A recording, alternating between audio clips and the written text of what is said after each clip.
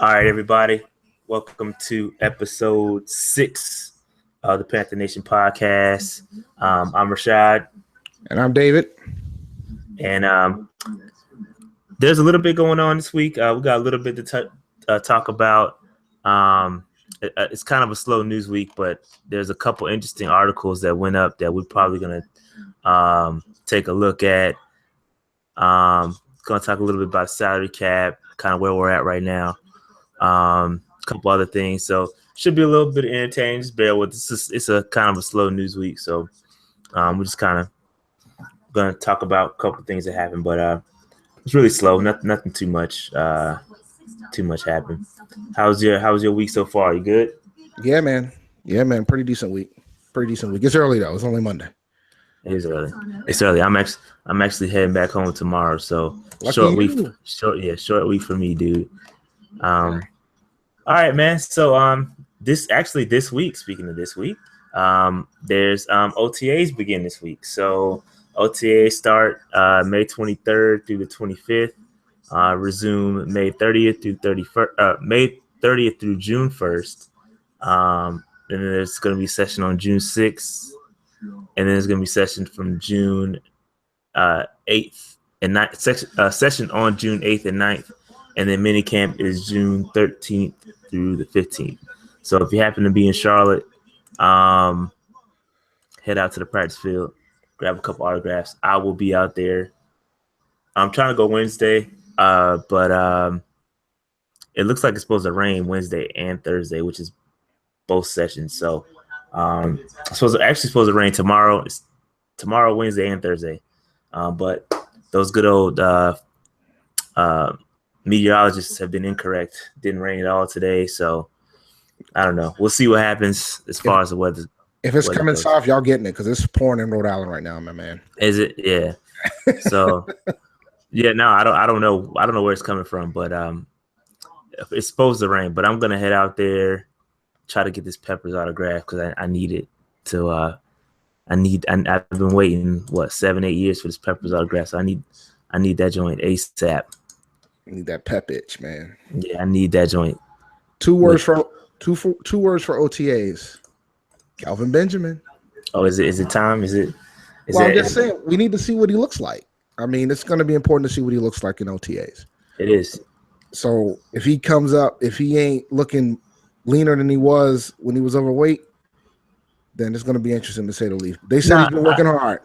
Yeah, I was gonna say give him a little bit of credit. They say he's coming down a little bit, so he's been working real hard. So I don't think there's gonna be any weight issues from Kelvin. So you get that 1,200 yards you need. So yeah. I got matter of fact, speaking of that, I got to go through all the episodes and get all the bold predictions.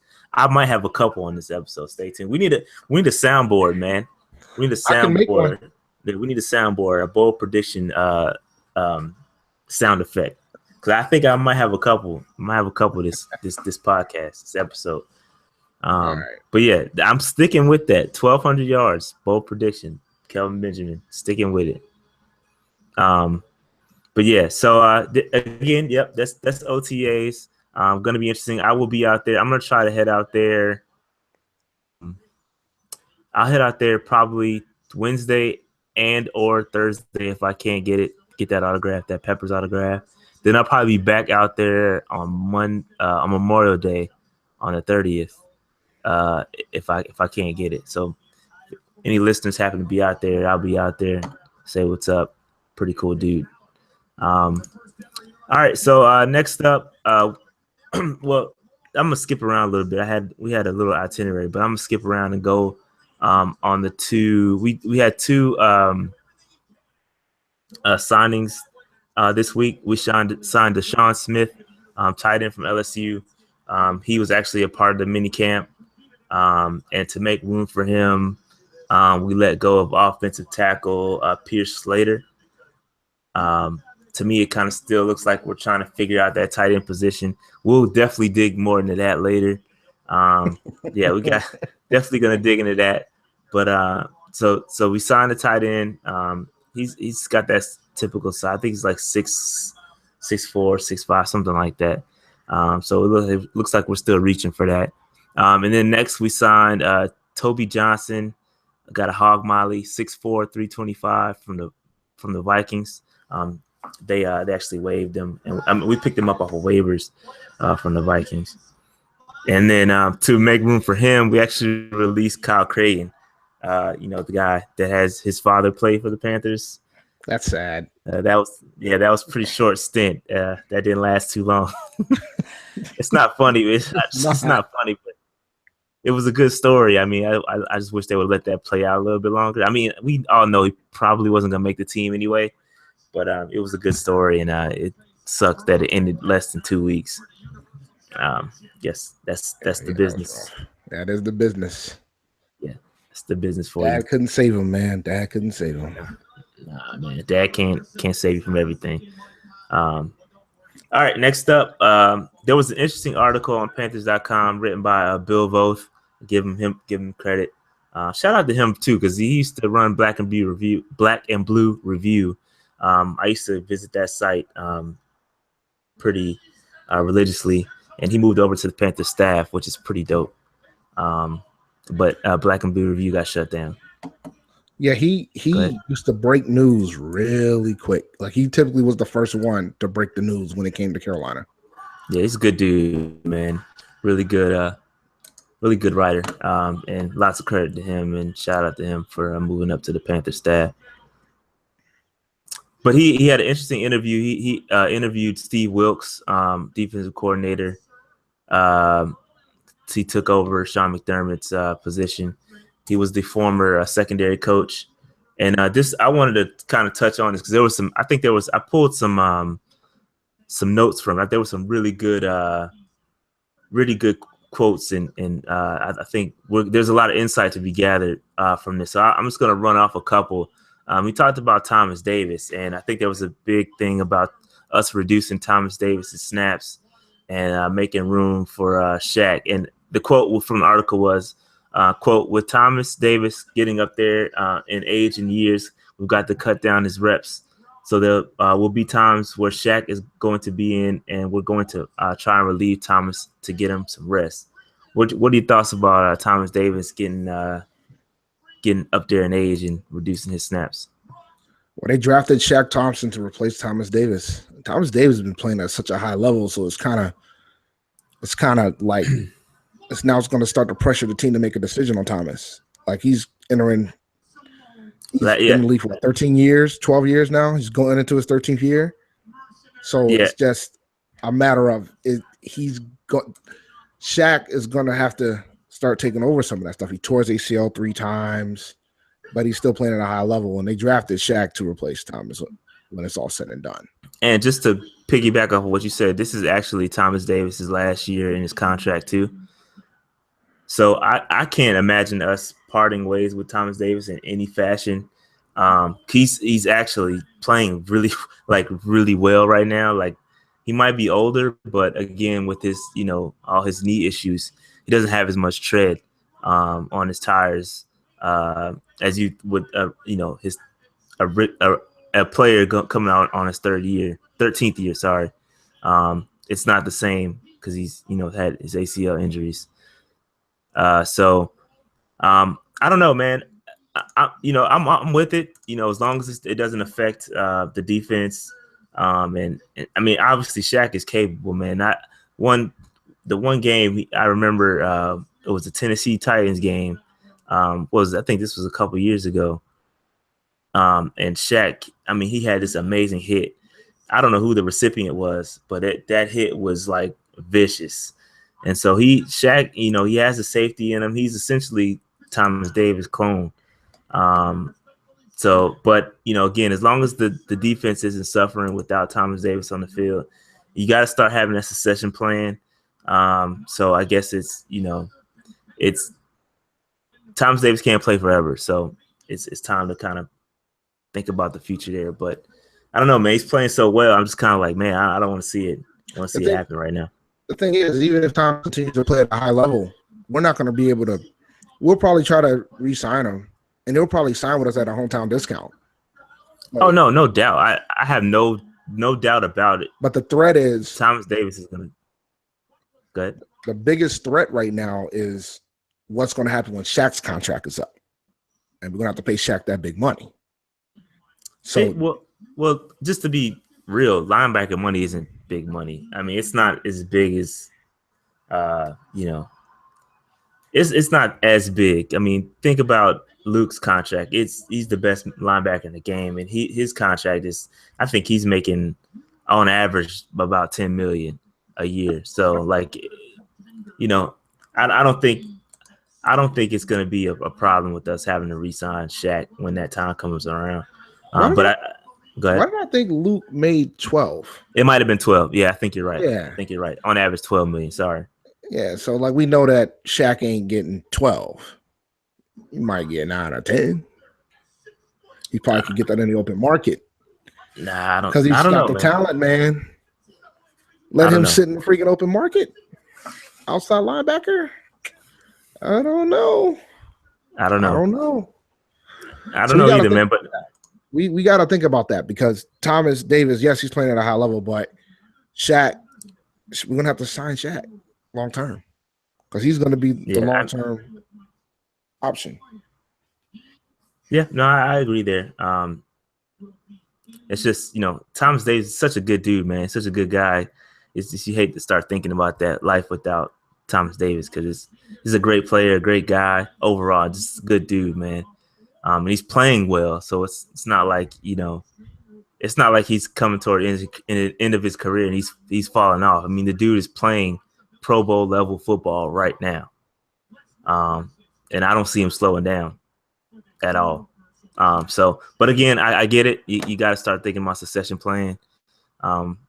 So it kind of is what it is. So I don't want to. Any more thoughts on Thomas Davis? No. I think it's the right call to try to reduce the snaps a bit, but that could also backfire on us because that means he'll probably he's gonna want to play longer. Exactly right. That is a catch-22, right? So if his legs are still there, he's gonna want to play longer. So that's something you gotta think about. If you decide, all right, Shaq's gonna be the guy and Thomas is gonna relieve Shaq, so to speak, then you're gonna have a situation where Thomas can be like, well, I could play longer then. I ain't have to play full time, and I'm not to be a full-time starter anymore. I could probably still contribute to the Panthers, and which is very accurate if he keeps playing at this level. So that's all I got. Yep. All right. I agree 100%. Moving on to Vernon Butler. This is the quote from Steve Wilkes on Vernon Butler. If you go out there and you watch him right now, as a matter of fact, I had 2 clips this morning talking about him in front of the group. He's prideful right now. I mean, lights out. I'm impressed with what he's doing. So I expect. I don't know if I'm quite ready for a bold prediction on Vernon, but I think he's gonna get a larger role, just because Star is I think this is his contract. Well, I think he's going on his 5th year option right now, and so this is Star's last year with the team essentially, and I think we're gonna, since we just paid KK, I think it's gonna be time for Star to walk, and after this year, and I think in goes Vernon Butler. What are your thoughts on that? I'm afraid. I agree that's how it's probably going to go down, but I'm afraid because you're afraid I'm right. No, I'm not afraid that you're right. I'm afraid that Vernon is going to be starting over Star. Because I don't think that. No, but the thing is, if we're already thinking about this is his 5th year, this is Star's 5th year, so this is his final year of the deal, if I remember correctly, or maybe this is his final year. This is his final year. So this is his 5th year. I don't see us tagging him. You see us tagging? We just tagged him. Tag Star. No, I'm sorry. Like we gave him a 5th year option. Yeah, so that's different from the franchise tag. Correct. No, we're not. I don't see us tagging him. No, so we're not going to tag. That's what I'm saying. I think we completely walk away from Star and let Vernon take that spot. Now, granted, Star has struggled to stay healthy, and I'll tell you why when we get to the segment about the salary cap. But yeah, you'll kind of see why I'm going with that. But I think we let Star walk and have Vernon. There's this reason why he was drafted like at that. No, I know why he was drafted. He was the luxury pick. He was the, we can do this because we just had a pretty good record last year. I get all that, and I understand that we weren't going to be able to keep both. It was either going to be KK or Star. We knew we were going to keep both. We signed KK, so we know Star's going to walk. It doesn't mean I agree with it. Vernon hasn't showed us enough. That's just my gut. No, Vernon he hasn't. I mean, partially because he missed time. I mean, he missed time his rookie season. He went down in week 3 and missed 5 games. So we don't really know. We don't know. I mean, he's just like if you guys want to go listen to the official Panthers podcast, where they had coach Eric Washington, the defensive line coach Eric Washington, talking about the D line, and he was talking about Vernon Butler, and he said right now he sees a huge difference in him, and they're expecting him to create negative plays, and they are expecting him to have more of effect on the pass rush this year. So I think everybody can't play, right? So I think Vernon's going to get an expanded role, which means I think you pull back Star a little bit. Yeah, I think it's going to be. I mean, obviously, Star's still going to have more snaps, but I think you give Vernon Butler more snaps. Figure out what you have in him, because if you think you have something great in him, then you can let Star go and have Vernon Butler there. I agree, but the biggest risk that you're going to have there is that if you do make the decision to push more snaps to Vernon when Vernon necessarily hasn't really earned those snaps, so to speak, while Star, we don't know though. No, we don't know. But if you put yourself into that situation, then it's contract time, and you figure out, oh snap, Vernon is not as good as we think he's going to be, and then you want to re-sign Star. The only way we're going to be able to do it and have some leverage is we're going to have to tag him. Because you're not going to risk having a. You're not going to risk having a, especially if Star plays at a high level. This is his contract year. He might play lights out. You're not going to be able to afford him in the open market. He's going to, because the great defensive tackles bring the goods when it comes to them. Think about it though. Think about it though. Either way, I think we're in a good position, right? So either you let Star walk. At least we have a replacement there, and I think Vernon's going to prove it. This year, I think he's gonna ball out. I don't have, like I said, I don't have no bold predictions, man. I'm not this time. Maybe come training camp I have bold prediction for Vernon, but I think Vernon's gonna ball out, man. I think the light is gonna go on in the second year. He's gonna come into his own. You think if Star doesn't stay healthy, he'll re-sign with us at a cheaper rate? If Star doesn't stay healthy, why we want him? Why we want him? I mean, at a cheaper rate? Would you? At a cheap, no, I don't know. At a cheaper rate, I don't see it. I know. I mean, you can pay a lot of money for depth. I think Gettleman knew what he was doing when he drafted Vernon Butler. Oh, I know. That man is smart, and I think he saw this. He saw this happening. This exact scenario. Yeah. Happening. He knew he was going to sign KK. He knew he was going to sign KK, and he had to make a decision between. He's going to have to make a decision between Star and Big Vern, and think about it. It's a good position to be in, though. It's a good. Oh, absolutely. So either way, it's a good position to be in. Considering like the defensive tackle bust rate is pretty high. Yeah. So and hell, maybe Big Vern isn't what we think he is. It might not be. Maybe he's not, and you still got a great player Star. You just got to pay him. So it's a good position to be in, though. It is. When I remember when he took that pick, I said, "Yep, this is about Star and KK." It's smart, yeah. Hey, and when I saw it, I was like, "What the hell is he doing?" And then you think, and you put your GM hat on, and you're like, "Oh man, this was genius!" Like it makes complete sense. I mean, luxury pick sounded great, but it was for a reason. Like he knew what he was doing. Yeah. So we'll see. But I think Big Vern is going to play well next year. You think we'll trade him? You think we'll trade him? Trade who? Vern? Star. No, Star. It's a possibility.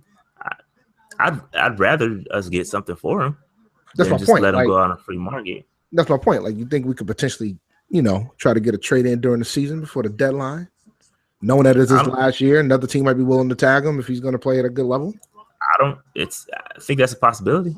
Yeah. I don't know. I'm speculating, of course. That's what I occasionally do, but speculation speculation keeps it healthy, man. It's healthy discussion. Yeah, I mean I think that's possible because then you will have no choice but to see what you got in Big Vern. There'll be nobody else there to freaking block it.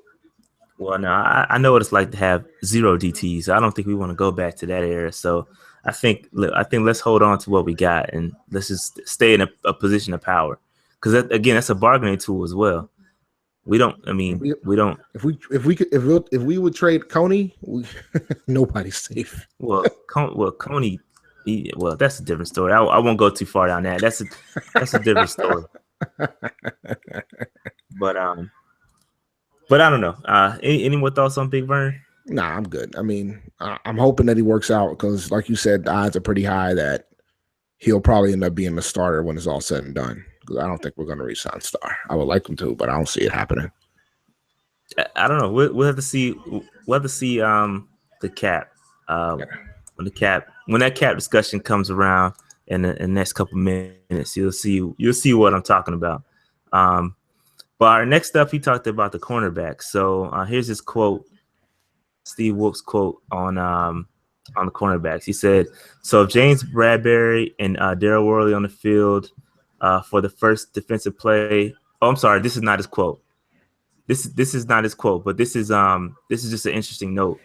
If Bradbury and Worley are on the field for the first play in San Francisco, it'll be the first time the same outside corners have started back-to-back season openers.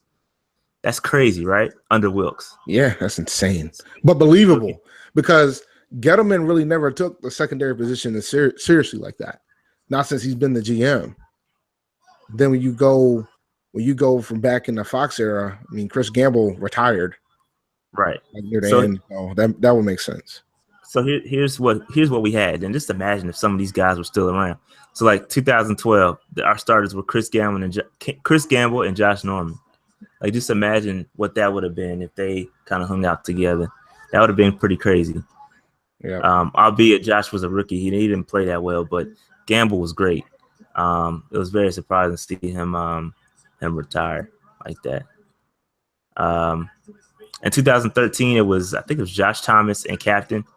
Yeah, that sounds pretty intimidating, right? 2014, I think Antoine Cason and what was it, Marcus White? Melvin White. Crazy story about Cason. I met his family during the preseason game when we played the Patriots that year. They didn't think we were going to make the playoffs. I said they were crazy. And he ended up getting cut during the season, if I remember correctly. Yeah, I don't remember. I think Cason got that Kai action during the season, later in the year. Wow, yeah. And so in 2015 we had Tillman and Norman, and that how that went. That went pretty well. Yep. And then 2016 Bradbury and Worley. So the interesting note was that if those two start again in 2017, it'll be the first time under Wilkes, which is kind of crazy. Well, 3 out of 4, right? Because Kirk Coleman's going to be starting. It'll be 3 out of 4 for the entire secondary. Well, yeah, 3 out of 4 for the entire secondary. But we're talking about specifically outside cornerbacks. Yeah, yeah, so, that's insane, man. Yeah, it's pretty bad. Well, I don't know. But here's his quote. Here's Steve Wilkes' quote on Worley and Bradbury. It says, "You can see the development and growth from where they were last year to where they are now. The biggest thing is we always talk about that freshman and sophomore leap, and that's what we're looking for those guys for this year in those guys."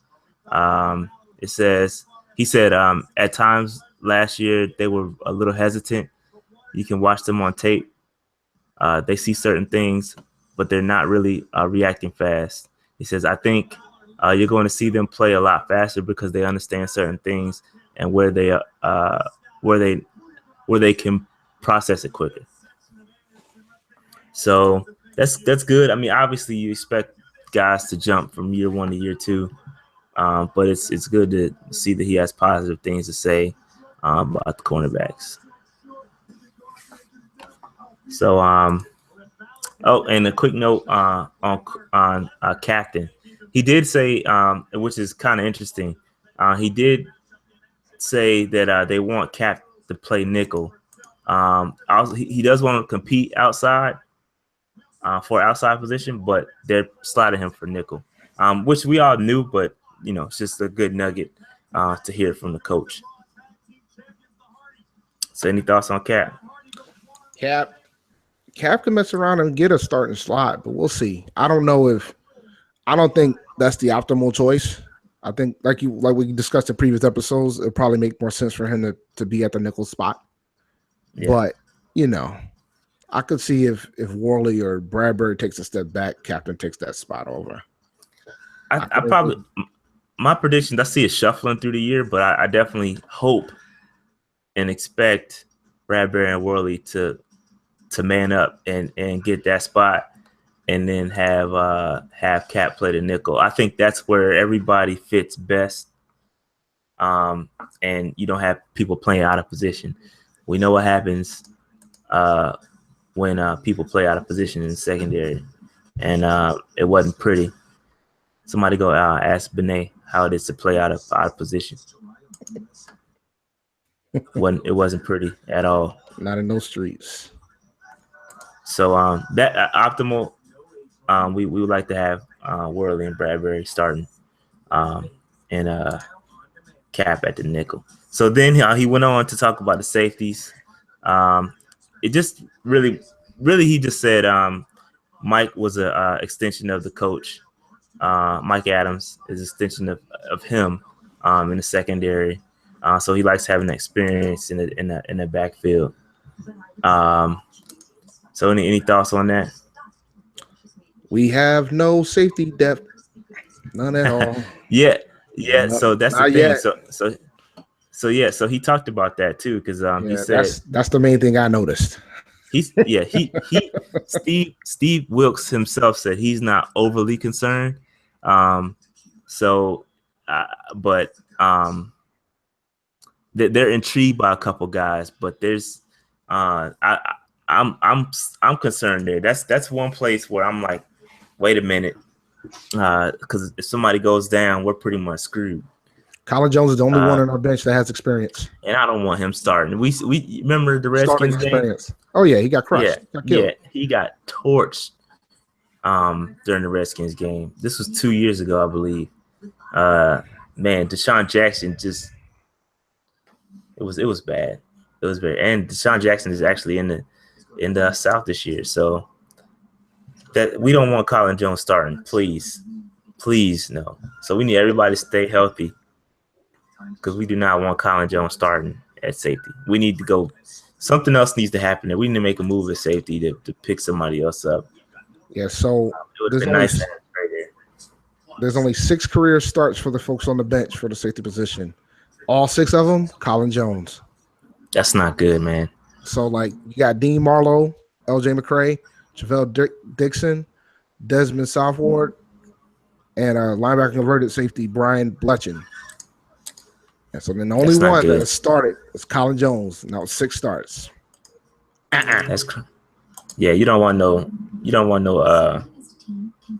rookie safeties back there, man. That's like the worst place to have inexperience, man. It's the safety spot. What you watching, man? Big plays. I'm not watching. I'm looking at my screen. I wasn't watching anything. Okay. Yeah. But yeah, no. But yeah, man. No, I definitely concerned about the safety position, man. That's the only place on the defense I'm concerned. There's no depth there at all. So that pretty much wraps up that article. It's a good article, man. Shout out to Bill Voth on that article. Go read that, Panthers.com. He gets some insight on the defense. Any bold predictions for the defense? I got one. I know you do. I'm gonna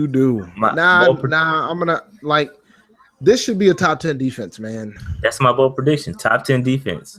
Is that really bold though? I don't think that's really bold. You would have said top 5, we would have a discussion. Okay, all right. Let's not bold. Yeah, because if it's not top 10, it will be a disappointing year. They took a step back because of injuries and such, but if it's not top 5, if it's not top 10 this year, then we got problems. Like, we have to be the best defense in the South to win this division. Like that. Yeah, that is a requirement. We have to be the best defense in the South to win this division. Yeah, man. It's we definitely need a top 10 defense. We got to come back to that. And we got our pieces too, obviously. So I just hope everything meshes and nobody gets injured, especially at the safety position, because it's going to be ugly if anybody goes down. Unless we get somebody, we got to do something there, because I'm not comfortable with it. He said he's not, and Steve said he's not overly concerned. What is that? So what does that mean? What is over? You're not as concerned as everybody else is. Yeah. Okay. What? No. Just because you're not overly concerned means there is some concern there. Yeah. Just not overly. So that means we need to get somebody else, because he's not as concerned as what everybody else is thinking. Like, the fan base is probably worried about the moment if one of those guys get hurt. I am.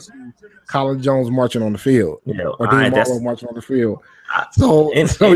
Anybody but Colin Jones. I'm overly concerned too. Anybody but Colin. I love Colin as a special teams guy. I think he's great. But that last year, not last year, but a couple years ago, that Redskins game was pretty terrible, man. If one of those safeties get hurt, if Mike Adams or Kurt Coleman gets hurt early in the preseason or in training camp or somewhere, they're going to be going at Gettleman by not drafting a safety. They're going to be going at him. They're going to be going at him. We definitely should have drafted a safety instead of a fullback. That heat ain't going away if one of those guys go down and we see Colin Jones trying to be the last line of defense. I don't know. Hopefully there's some guys still out there. I don't know who's out there. But hopefully their price comes down and we go get one. All right, so moving on. Real quick, I wanted to talk about Greg Olsen and his top 100 list snub. Like, how is Jordan? Tell me this, man. How is Jordan Reed ranked 2 spots ahead of Greg Olsen? Please explain that to me. Well, I got it. It's easy. It's kind of like music. He's in a bigger market, man. Jordan Reed's in a bigger market. He plays for Redskins. That matters, dude. It matters. Think about it. Like, when you think about the rankings no. When you think about the rankings of players, right? Like, even if you go to NFL Hall of Famers, a lot of NFL Hall of Famers are in the major market teams. That's where there are. Like, it's going to be tough for a Panther to get into the Hall of Fame. Is Kansas City? Heck no. But he had a reality show. He had a reality show. Greg ain't got no reality show, Holmes. I can get Kelsey because Kelsey has at least stayed healthy over time. So I can get Kelsey. Like, he's been pretty, out of all the tight ends that are ranked ahead of him, he's been the more consistent one that's been able to stay healthy and produce, and considering what type of offense Kansas City has, where they didn't have it at one point, it was like a whole year where they didn't throw a freaking touchdown to a wide receiver. That's, I can see that. But you can question Jordan Reed. You can question Gronk. That's what I'm saying. Well, how is Gronk a bet? I mean, I don't know. To me, Greg Olsen is easily. Well, I'm gonna say easily. Greg Olsen is the best tight end in the game right now. That's fair. He's the one doing it most consistently every year, year in, year out. 3 years consecutive 1,000-yard receiver, 1,000-yard receiving. Nobody else has done that. It's about staying healthy. It's about lining up every play. I mean, you can't just. I mean, Gronk is great. Don't get me wrong. Nothing against Gronk, but if you can't stay on the field, how you can't be effective on the sideline, and they're doing it without you. They're winning Super Bowls without you, bro. So I mean, I don't know, man. I think Gronk is a problem when he's there, but he's not. He can't stay healthy. But when you want to talk about consistency, there's no more consistent tight end, arguably in the NFL history. There isn't. It's Greg Olsen, other than God, only Tony Gonzalez might, because Tony was a healthy dude. He stayed healthy most of the seasons, and Shannon Sharp. But after that, it's Greg. Like Greg always was on the field. He hasn't missed a game in Carolina yet. He's only missed 2 games his entire career. That was his rookie year. And that was his rookie year. So like it's like dude stays, and he plays hurt. Like he does. He played hurt last year. Yeah, he played hurt last year. He had the big elbow brace on. Yeah, so he's a warrior, yo. That's what he does. He's a great dude too, man. Like, come on, man. Like, but he doesn't play for the major market team. All due respect, I love the Carolinas, but we ain't major, man. We ain't a major market team, and he doesn't have a reality show. I mean, those are reasons why you got Reed and Kelsey ahead of him. That's just cut and dry. It's about who you see more often, man. I keep explaining this to you guys when it comes to music. Y'all don't be hearing me though. This is why. Greg is more consistent. He's the Black Thought of tight ends, B. Three straight Pro Bowl seasons. The first tight end with 4 straight 70-catch seasons since Jimmy Graham did it in 2011 to 2014. The first tight end with 5 straight seasons with at least 800 yards since Witten. 6th all-time amongst tight ends in receptions. 8th all-time amongst tight ends receiving yards. 1 score away from cracking the all-time top 10 among tight ends and touchdowns. Like, come on, man. Yeah, the holder of the top 5 single-season reception totals by a tight end in team history. Well, it ain't saying much. But yeah, I mean, come on, man. Like, Greg Olsen got to get his props, man. This isn't cool. The 4th best tight end in the league, bro. He should be second. He should be second. Behind Gronk. Even though Gronk can't stay healthy to save his life, he should be second. Come on, man. He should be second. You can argue him being first, and I wouldn't. That's disrespectful. I wouldn't doubt it. 4th is pushing it, but I mean, at worst, you put him second. If you want to put one of them other injury-prone tight ends in front of him, I get it, because Gronk is big time when he's healthy. I'm not denying that. Gronk is big time when he's healthy, and so is Jordan Reed. But that's the problem. They can't stay healthy. There was one point where Jordan Reed stayed in the concussion protocol. So, but that's what you're gonna get, man. When you're not in a major market. The Patriots are a major market too, and they've been winning championships. Greg should move up to 5th all time behind. He should move ahead of Ozzie Newsome this year in yards if he stays healthy. He's like 600 behind. He's gonna have to do it a couple more seasons to catch up to Shannon Sharp, though. Yeah, he ain't got to Shannon. I don't know if he can play 3-4 more seasons with 1,000 yards. He'll do it. He got a shot. He ain't catching Tony though. Nah. He ain't catching Tony. I think Tony's like 3rd all time, 2nd, 3rd all time receptions. Not what from a tight end or period? No, period. Yeah. No, he's first. He's got 1,300 receptions and like 15,000 yards receiving. He's not catching Tony, but he might be able to catch Shannon Sharp. Gates and Witten are still playing, so I don't know if he can catch them. But if he stays on this pace, he probably can. I mean, he's old, but I mean he's playing well. It'll be interesting. You think he's a Hall of Famer? Like, do you think if he gets absolutely three more 1,000-yard years, 70 catch seasons? If he breaches 10,000 yards all time, he's definitely a Hall of Famer. Shannon Sharp's a Hall of Famer. Is Ozzie Newsome in the Hall of Fame? Absolutely is. Yeah. So, but Shannon's got rings. Excuse my naivete there. I just didn't know. So Shannon Sharp is in there. Gates is going to be in there. Witten is going to be in there. Shannon's got 3 rings though. He does, but I mean, these are great. These all are great guys. I mean, and Shannon, I think there's not a doubt in my mind. Greg Olsen will be in the Hall of Fame. Oof. Not a doubt in my mind. Oof. Especially if he continues on this. It wouldn't surprise me if he doesn't, because they like snubbing him on everything else. Well, the thing is it's about the team, man. Even though it's funny because the Denver Broncos actually has trouble getting Hall of Famers in. but Shannon's mouth got him in there and the championships, and he was a heck of a player. So yeah, it's gonna be tough. I don't know, man. It's just people gotta stop disrespecting Greg, man. He tweeted when the list came out. You saw his tweet. Yeah, he said, I guess I'm gonna have to put another 1,000 yards up to prove it. It's like, come on, man. Like, I mean, and he doesn't. That's not even in his character. He's not gonna beg for attention. He's not that type of dude.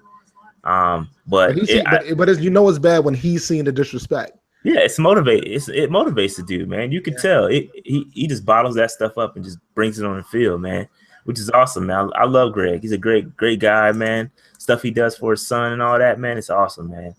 He's a good dude. It just sucks to see him get disrespected like that.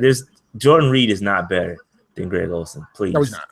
Come on, man. That's just disrespectful. He can't stay healthy to save his life. He's costing plenty of fantasy leagues. Kelsey, you can argue with me on that, but I'll give you an argument, but there's no argument that you can say that Jordan Reed is a better tight end than Greg Olsen. Come on, man, get out of here. Unless they're just going off when the guys are healthy.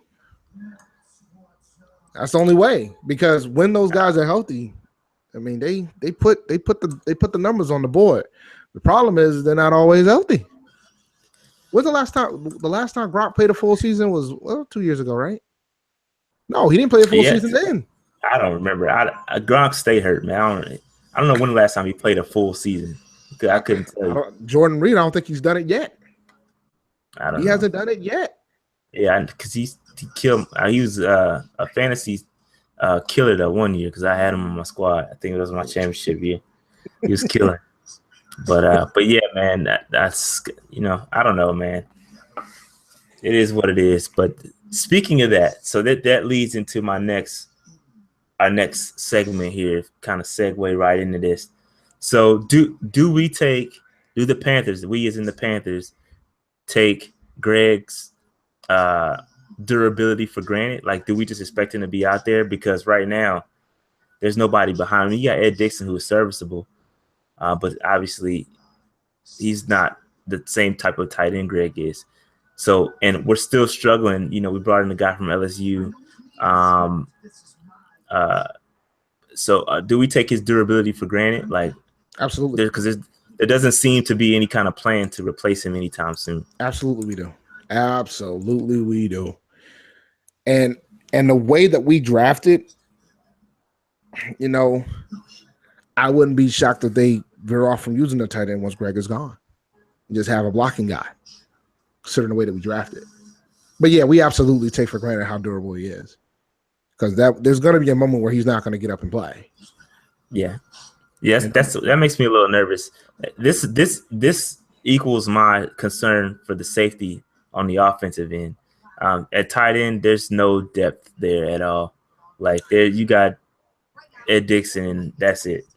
But I think with the way that we drafted and the weapons that we've gained in the draft, we can probably get away, if God forbid, I don't want Greg hurt, but we can get away with it if we had Dixon there and Dixon's just being a blocker. I agree with you. Receiver. So I agree with you on that. Now, if this was like last year, the year before, I'll be worried. Sick. We didn't have I agree with that. I think with McCaffrey, with Samuel, it helps alleviate any kind of issues if Greg were to go down, because we got so many weapons. You just shuffle guys around, create different sets without a tight end, or move somebody into that tight end spot and just have them block, and we should be fine. But having Greg there completely changes everything. There's so many weapons on the offense. I just don't know how you stop everybody. So I just don't want anything to happen. So that being said, Ladarius Green was released by the Steelers after failing a physical. He's 27.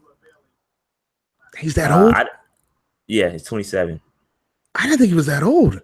Yeah, he's that old. It's kind of young. 27 is kind of young. No, it's kind of young, but I don't see him being in the league for 6 years. Yeah, he's 27. That's crazy, man. Because he played for the Chargers. He played for the Chargers and then went to the Steelers. Yeah, but last year was the only year with the Steelers, I believe. Yeah, he played for 1 year. Yeah, actually, he's 26 technically. He turns 27 May 29th. Okay, so it's coming. Just to be politically correct there.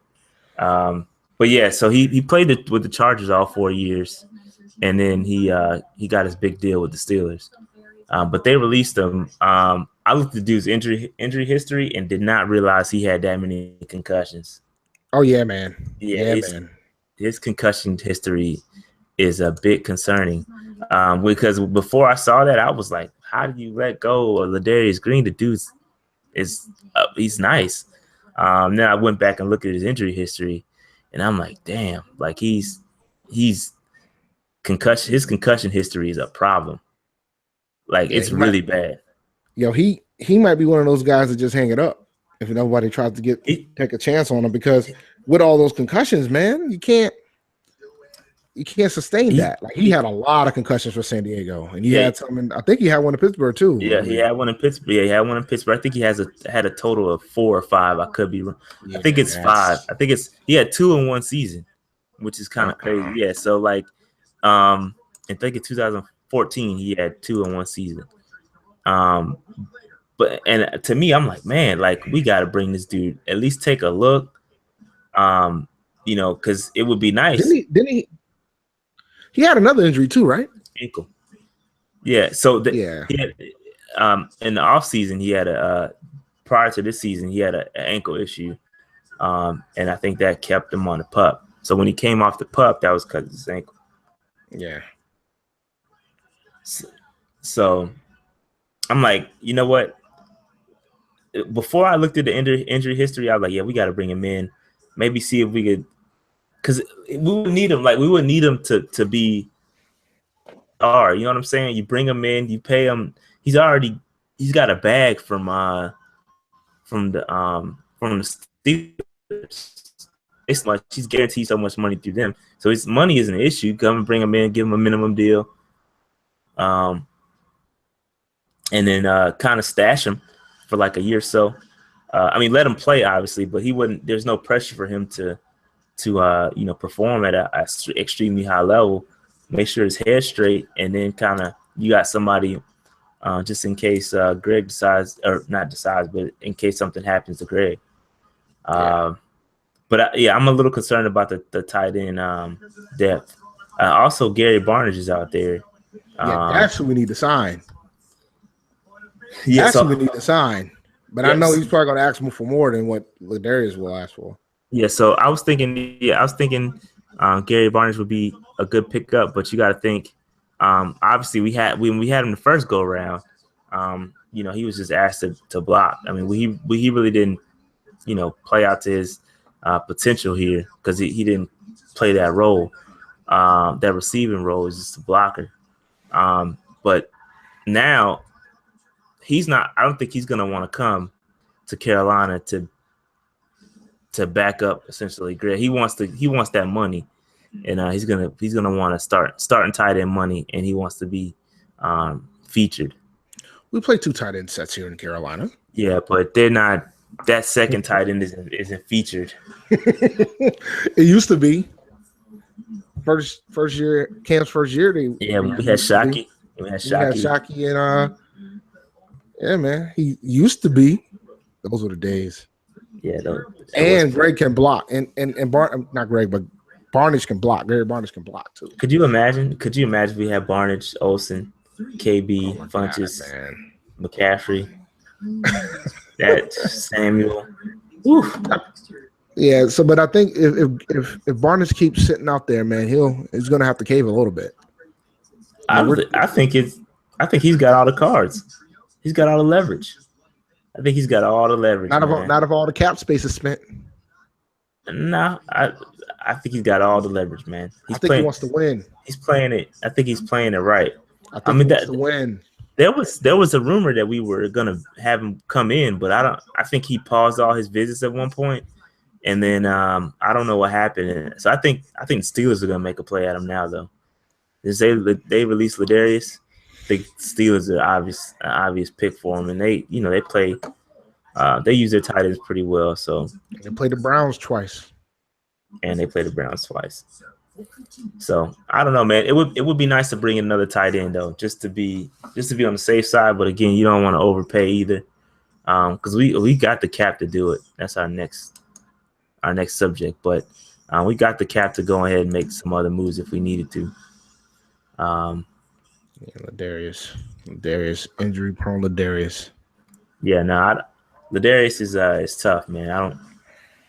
I don't know if I didn't realize, because that's why I put it in here. I put it in here for us to discuss, because I assumed, it'd be a pretty easy, discussion to have about bringing him in. Then I looked at his history. I'm like, yeah, there's no way. I knew, because I had him in multiple fantasy leagues for multiple years. He did not pan out for me, because he stayed with the trainers, yo. He stayed with the trainers. Yeah, he lived with the trainers.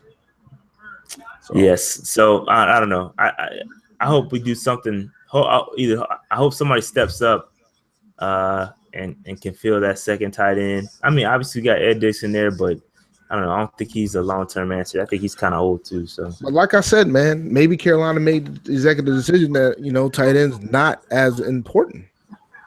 They got Greg. As long as they can block, we good. Nothing's really that important until it goes down. Then you realize you don't have nothing there to back it up. So I don't know, man. I don't feel comfortable with it. I'd rather have another tight end back there. But I don't know. That's just me. But any other thoughts on the we gotta sign Barnett, man. Position? Gotta sign Barnett, yo. It'd be nice, but he wants the cash, man. I don't think we're gonna be willing to roll out that kind of red carpet. Listen, man. We are an elite football team. We can show what winning looks like. This ain't your John Fox Panthers, yo. Okay, Gettleman. that's your pitch. That's all I'm giving them. But like you said, Steelers is probably going to end up, which is unfortunate, but we'll be all right. All right. So next up, I wanted to give a brief rundown on the salary cap. We've got like $15 million in cap space, which is pretty good. It's a pretty good position. I think it's like 8th or 9th in the league from a caps perspective. It's a really good position. I think obviously we get to carry half that over. So if we go into the season with $15 million in cap, we get to take half of it and carry it over to next season, which is kind of big because I don't know if there's going to be a projected cap increase for next year. Right now, I think it's staying the same. And if it does stay the same, then we have $15 million. We'll have that same not that same $15 million, but we'll also have, as of right now, we have $15 million in cap for 2018 if there's no increase. If there's an increase, obviously that'll increase with whatever the cap increases. So it's $15 million. And then as far as the free agents we got to sign, so take note of that $15 million for 2018, and then look at who's here to re-sign. So I'm assuming Pepper. I won't count Peppers because I'm assuming he retires. Yep. So you got Derek Anderson. Do we finally move on from Derek Anderson next year? We didn't draft a quarterback, so we can't. Unless we decide to draft a quarterback. Yeah. No, we can't. Like we kind of can't. Like, but he'll probably be willing to come back at a low rate. But no, we can't. How old is DA, man? DA kind of up there, ain't he? It don't matter when you the backup. It does matter. No, it doesn't. We got starters that are pushing 40, and you worried about the backup. It don't matter when you're the backup. All right, you can throw that arm and know that offense, man. He's still one of the best backups in the league. Yeah, I'll give you that. So, all right, so Thomas Davis is a free agent. We're gonna resign unless he retires. So we got to pay. So he's not gonna have to. We're not gonna pay him at the same rate we're paying him now. No, obviously get a cut. Yep. So Ed Dixon is also a free agent next season. He ain't making it. Yeah. Joe Webb. Both are backups. He's younger though. He is, but I don't know. I don't want him backing up Cam. Yeah, he ain't making it. Nah, he ain't making it. unless he's gonna have to play it. But is he near he's probably near the vet minimum now. I don't know. I don't know what his contract looks like, to be honest with you. Yeah, he gotta be cheap, otherwise he ain't making it. So Graham Gano, look at Gettleman Genius kicking in. Yeah, he might not even make the team this year. So I was gonna say, look at that's that Gettleman Genius right there. He might not even make the team this year. This is why you got to look ahead a little bit. This is the point. This is the point I'm making. Gettleman knows what he's doing, people. This is why we drafted a kicker. Competition. I still hate the pick. I still think he probably would have been there. Competition. That's what they call it. Competition. No, you about to get replaced, sir, by somebody much cheaper and younger. And his Gano's salary cap, he's in the millions too, man. I think he's getting paid. I know. Don't worry. That kicker that's about to replace him isn't getting paid that much. So exactly. So Star is up next year. He ain't gonna make it either. It's because you got 15 as of right now. You got 15 million to work with, and then let's say we have the 15 million of cap we have this season. Take that 7 million, add it to the 15 million. You got 22-ish. So you only get 15 million of that to Star, 14 million of that to Star? No, I'm not. All right. He ain't making it. That's what I'm saying. If he has a good year, he's gonna demand top money. I don't think he's gonna demand that much though. Sure. He just saw what KK made. Why wouldn't he? Because he's not KK. Good DTs are hard to find, my man. They do different things, man. But I get it. But if he's good, if he's elite, if he's good, they're hard to find, man. I agree. Team gonna pay him top dollar. But here's an interesting one though. That's a free agent next year, who I think is gonna get paid. Trey Turner. He's gonna get paid. He's gonna get paid, and you gotta pay him. And we're gonna pay him. I don't know what elite guard money is, but he deserves it. Yeah, because they just broke a record with a guard that got paid really, really high. Yeah, he's gonna make that type of money. We're gonna have to overpay. We're gonna have to overpay for him, unfortunately.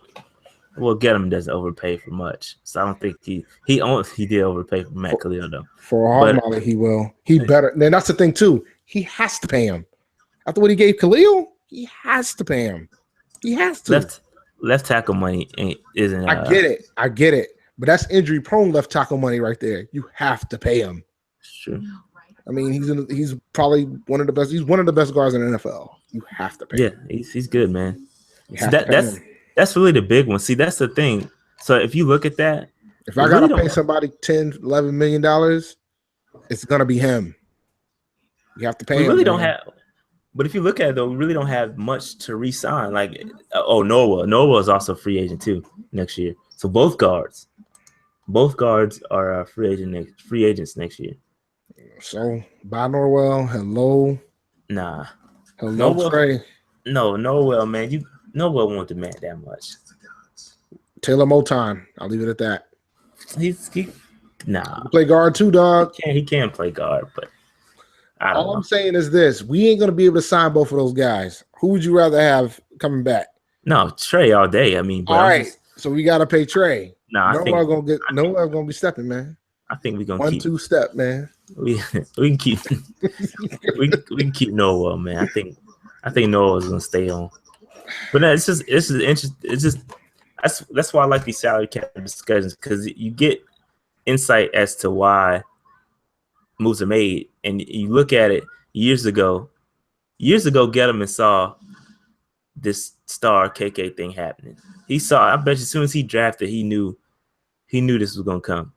So he does these things.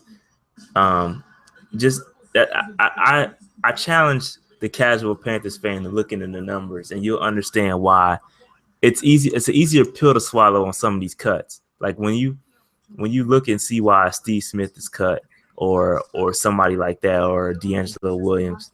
Look at these numbers, and then you'll see why it won't surprise you as much. So I implore the casual Panthers fan to take a look at them. That's why I like the salary cap discussion. Is go there look at the numbers. Is there any more players that we should be concerned with that are going to be free agents? No, just Trey, Norwell, Star. There's a couple others like Teddy Williams. No huge. There's no huge name.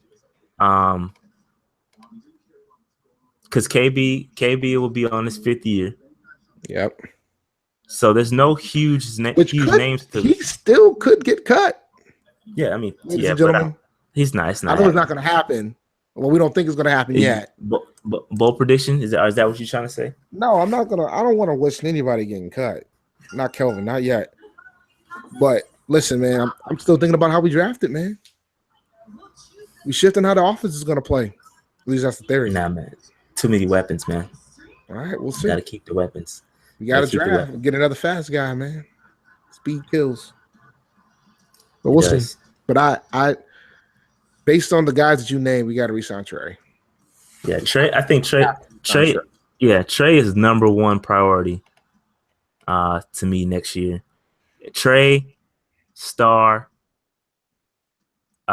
In that order. Wouldn't it be crazy if we can sign all three? It could happen. Like with 27, if we have 22 million in cap, depending on how those deals are structured, you take technically. What if we let Stu go? Probably buy us too much. No, not next year. If we let him go this year, I think it.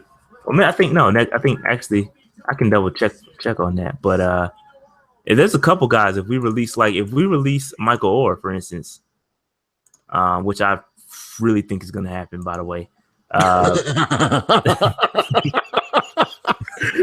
Tide its turn, huh? Yeah. The details of his little incident with the was it the Uber driver? I don't think any details are coming out. I just don't. I don't know. I don't like the way it's going, man. No, there's no news. No breaking news here, folks. But since he's not like on the field, I just don't see it. I don't see it happening. OTA start tomorrow. We'll see. I don't think he's gonna be there, man. Matter of fact, Joe Person just wrote an article about that. Taylor Moton. Yeah, Daryl Williams. No rookies, man. But rookies. Either way, he's about to be replaced. The Gettleman way. Yeah, man. No, I don't know, man. I don't think he's gonna be on the roster. But I just say that to say there's a couple moves if we make this year. Like for instance, if we cut if we cut